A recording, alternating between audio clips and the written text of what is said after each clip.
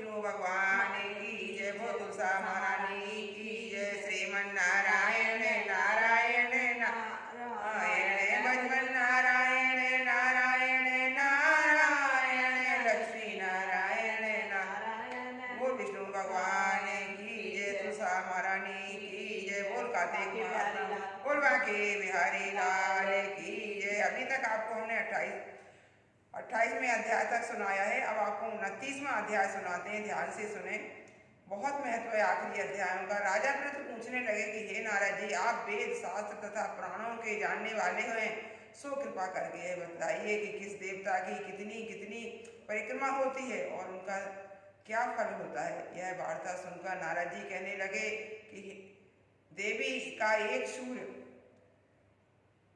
की 7 अग्नि की, देवी की 1 सूर्य की 7 अग्नि की 7 गणेश जी की 3, शिव जी की आदि पितरों की 3 अथवा 4 परिक्रमा होती हैं।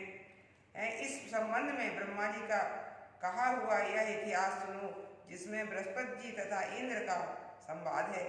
वैवस्त्र मनवंतर में एक समय इस सब देवताओं सहित इंद्र बृहस्पति जी के पास जाकर पूछने लगे कि हे गुरुदेव, ब्रह्मकाल से पहले यह सृष्टि कैसे थी, इंद्र तथा अन्य देवगण कैसे थे और उनका कर्म कैसा था।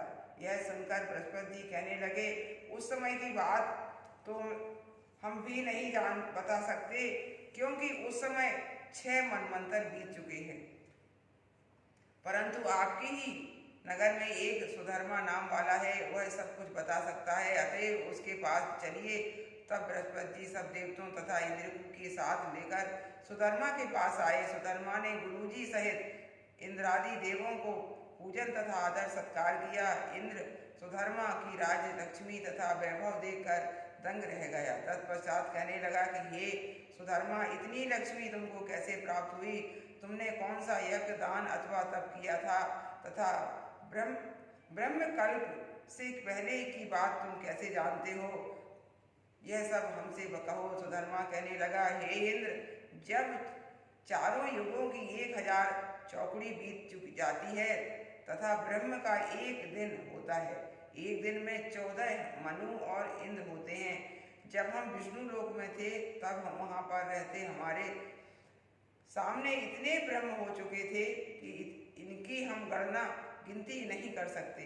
उसके पश्चात जब हम यहाँ स्वर्ग में आए तो हमने जो भी अच्छा कर्म किया है और जिसके कारण हमने इतनी लंबी आयु पाई है, उसको सुनो। पहले जन्म में हम मांस खाने वाले गृध्र थे। इस समय कार्तिक शुक्ला नवमी की श्री विष्णु के मंदिर पर बैठे हुए थे। तभी एक शिकारी ने हमको बाण मारा, जिसने हम घायल होकर मंदिर में आ गिरे। उसी समय मांस के लोभी एक कुत्ते ने आकर मुझको पकड़ लिया। उस कुत्ते को देखकर और कुत्ते भी वहां पर आ गए। वह कुत्ता उनके डर के मारे मंदिर के चारों ओर चक्कर लगाने लगा। दूसरे कुत्ते भी उसके पीछे पीछे भागते रहे। इस प्रकार सबकी प्रदक्षिणा हो गई। इस बीच मेरी मृत्यु हो गई। उस प्रदक्षिणा से भगवान बहुत ही प्रसन्न हुए और मुझको अपना परम पद दे दिया।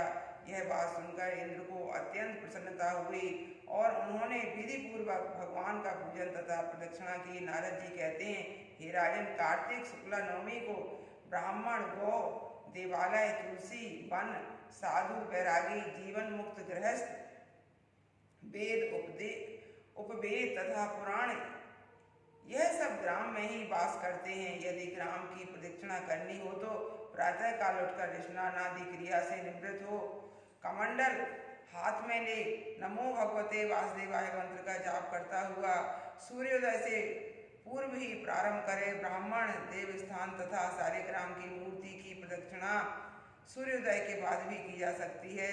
बोल विष्णु भगवान की। श्रीमन नारायण नारायण नारायण, भजमन